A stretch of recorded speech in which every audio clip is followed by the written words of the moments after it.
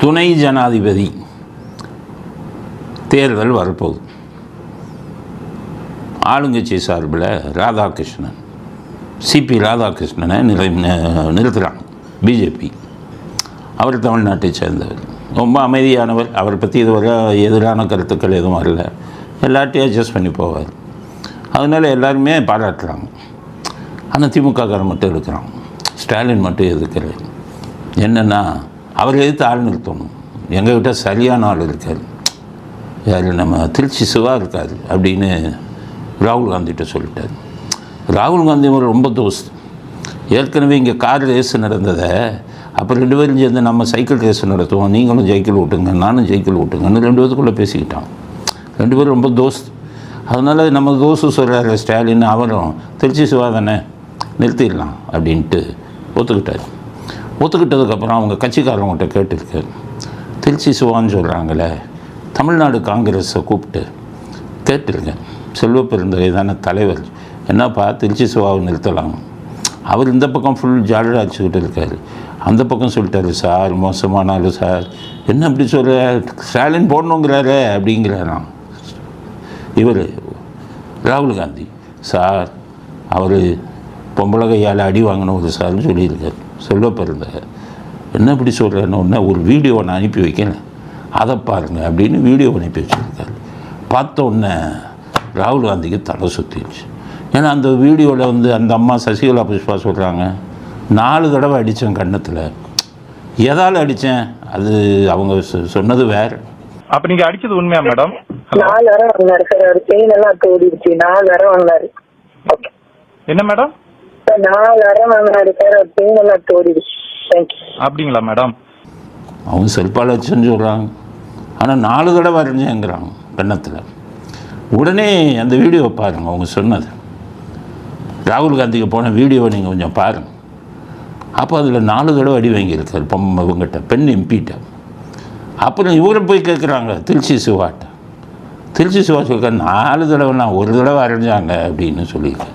இல்லை, பப்ளிக்கில் வச்சு உங்களை விமான நிலையத்தில் வச்சு 4 அரை கன்னத்தில் அரைஞ்சேன், அதில் உங்கள் செயின் பூஞ்சி போயிடுச்சு அந்த மாதிரி அவங்க சொல்லியிருக்காங்க. அப்போ கடுமையாக தாக்கினது உண்மைதான் இல்லை சார்? இல்ல, ஒரு அடி தான் சட்டையை பிடிச்சிட்டு இது பண்ணதான். அதுக்கு மேல பதிலுக்கு பண்ணிட்டு தான் நம்ம அதான் சொல்றேன், நான் இங்கிட்டு வரேன், அவங்க அங்கிட்டு போறாங்க, திடீர்னு ஓடி வந்து. Okay sir, okay okay okay. ராகுல் காந்தின்னு அவரே ஒத்துக்கிறாரு. ஆமாம், அவங்க 4ங்கிறாங்க, ஒரு தடவை அடி வாங்கினேன்னு சொல்கிறாரு. எதுக்காக அறிஞ்சாங்கன்னு கேட்டிருக்காரு ராகுல் காந்தி. அது ஒன்றும் இல்லை சார், சிக்கன் பீஸு கொஞ்சம் தண்ணி வச்சுட்டு இவர் மடியில் அந்த அம்மா பகுதியில் படுத்து அது அப்படியே இருந்தது. அந்த அம்மா இவரை நம்பி அப்படியே இருந்தாங்க. இவர் அப்படியே மொபைல் ஃபோனில் வீடியோ எடுத்து எல்லாத்துலேயும் போட்டு விட்டார். அதுதான் அந்த அம்மா அடித்தாங்கன்னு. அது ரொம்ப கேவலம். இந்தியா கூட்டணிக்கு பேரே கெட்டு போயினியா, வேணாயா திருச்சி சிவா அப்படின்னு சொல்லிட்டாராம். சொல்லிட்டு இப்போ போய் சுதர்சன ரெட்டி அப்படின்னு ஆந்திராவிலேருந்து தெலுங்கானாவிலேருந்து ஒருத்தர் தேர்ந்தெடுத்து இவர் தான் கேண்டிடேட் அப்படின்னு சொல்லிட்டாங்க. அப்போ இவர் தான் கேண்டிடேட் அப்படின்னு முடிவு பண்ணிட்டாங்களாம் இந்தியாவும். கேட்டால் என்ன சொல்கிறாங்க, இவருக்கு சட்டம்னு தெரியுமா, முன்னாள் சுப்ரீம் கோர்ட்டு நீதிபதியா, சுப்ரீம் கோர்ட் நீதிபதிக்கு தானே சட்டமே தெரியல. சுப்ரீம் கோர்ட் நீதிபதிகளுக்கெல்லாம் சட்டம் ட்ரைனிங் கொடுக்கணுமே. அவர் சட்டம் தெரிந்தவர்னா சுப்ரீம் கோர்ட் நீதிபதி தான் கவர்னரையே சொல்கிறான், காலக்கெடுன்னு நிர்ணயிக்கிறான். கவர்னருக்கு அரசியல் சட்டத்தில் தான் தூக்கி போட்டு இத்தனை நாளைக்குள்ளே முடிக்கணும். ஜனாதிபதி அவர் தான் அவங்களை நியமிக்கிறாரு, ஜனாதிபதி நீ இத்தனை மாதத்துக்குள்ளே முடிக்கணும்னு போட்டான். இப்போ மத்திய அரசாங்கம் ஒரு கேஸில் கேட்டாங்க, என்ன விளையாடுறையா, எனக்கு ஏன் நீ காலக்கெடு நிர்ணயிக்கிற, அரசியல் சட்டப்படி நிர்ணயிக்க முடியாதுன்னு இப்போ 2 பேத்துக்கும் சண்டை நடக்குது. ஏன்னா சட்டம் சுத்தமாக தெரியல சுப்ரீம் கோர்ட்டு நீதிபதிகளுக்கு. பொன்முடி மந்திரியாக்குங்கிறான்ல, அப்போ இவனுக்கு சட்டம் தெரிஞ்சவன் சொல்லுவானா. 1000 கோடி டாஸ்மாக்கு ஸ்டே கொடுக்குறான், அதெல்லாம் விசாரிக்காதடாங்கிறான். இது மாதிரி முட்டாள்தனம் நிறையா பண்ணிக்கிட்டு இருக்கான் சுப்ரீம் கோர்ட் நீதிபதி. அவங்களுக்கு பூரா ட்ரைனிங் கொடுக்க வேண்டிய சூழ்நிலையில் இருக்கும்போது இவர் சுப்ரீம் கோர்ட் ஓய்வு பெற்ற நீதிபதி சட்டம் தெரிந்தவருங்கிறாரு ராகுல் காந்தி. எங்கே போகிறது சட்டம்? சரி, சட்டம் தெரிஞ்ச உடனே நிறுத்துறீங்கன்னு வைங்க, நீங்கள் நிறுத்தினா ஜெயிக்க முடியுமா? துணை ஜனாதிபதிக்கு யார் ஓட்டு போடணும் தெரியுமா? பார்லிமெண்ட்டு மேல் சபை கீழ் சபை 2 எம்பிக்களும் சேர்ந்து தான் ஓட்டு போடணும். மொத்தம் 2ஐயும் சேர்த்து 786 சீட் எம்பி, ராஜ்யசபா லோக்சபா 2.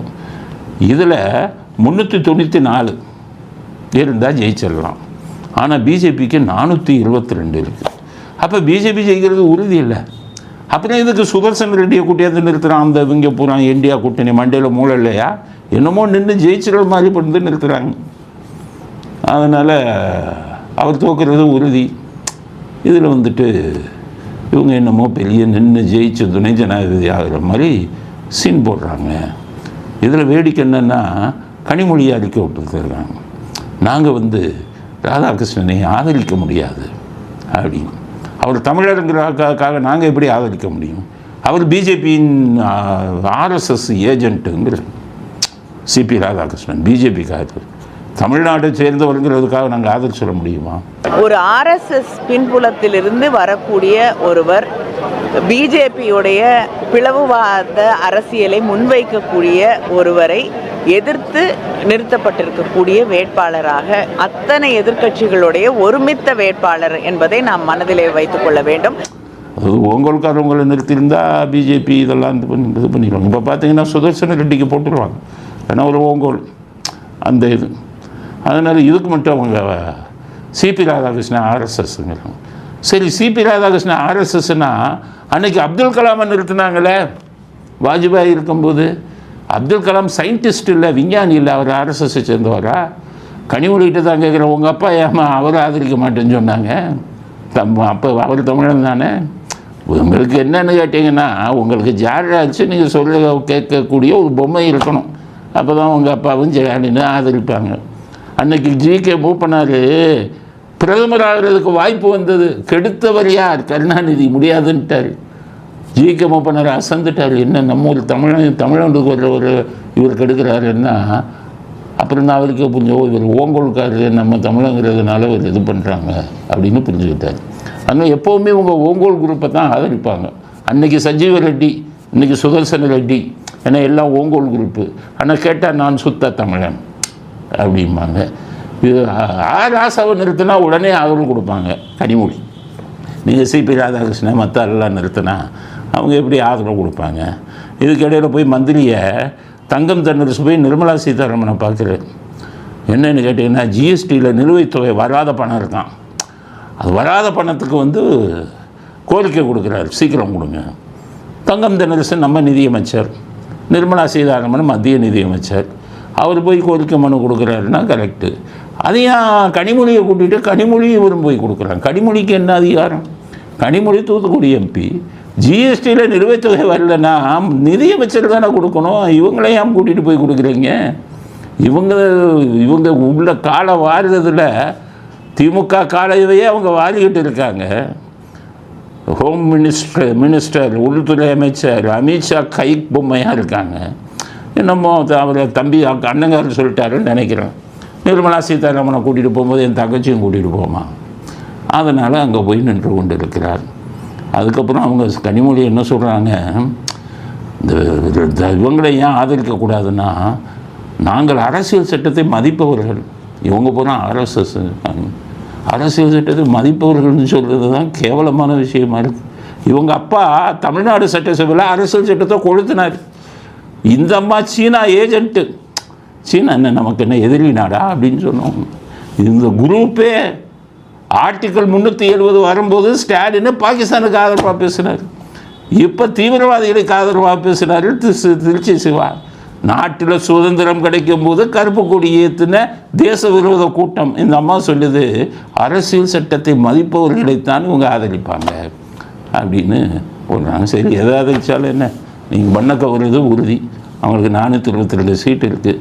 சும்மா யாரை நிறுத்தினா என்ன, போய் மண்ணை கவ போகிறீங்க. அதனால் துணை ஜனாதிபதி தேர்தலில் பாஜக நிறுத்தும் சிபி ராதாகிருஷ்ணன் தமிழ்நாட்டை சேர்ந்தவர், நல்ல மனுஷன். அவர் எல்லோருடையும் நன்றாக பழகக்கூடியவர். அப்படியால் தான் அவங்களுக்கு பிடிக்காது. இவங்களுக்கு அயோக்கியனாக இருந்தால் தானே பிடிக்கும். அதனால் அவர் ஜெயிப்பது உறுதி அப்படிங்கிறது, இவங்க இந்த நாடகங்கள் எதை போட்டாலும் அவர் ஜெயிப்பது உறுதி.